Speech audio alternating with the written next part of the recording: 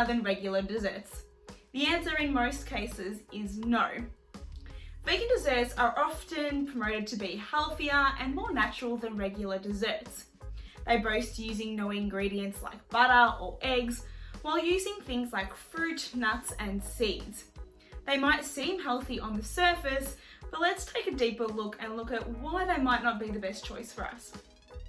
The main source of fat used in vegan desserts is often coconut oil. Like butter, coconut oil is a saturated fat, which means having increased amounts in your diet can lead to increased cholesterol levels and therefore an increased risk of heart disease. Vegan desserts also often use sugars like coconut sugar or maple syrup, which seems healthier, but in reality is very similar to all other sugars. On top of that, vegan desserts are often just as high, if not higher in kilojoules than regular desserts.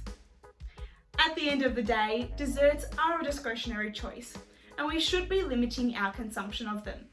So if you're trying to choose between a vegan dessert and a regular dessert, just choose the one that you think you'll enjoy the most.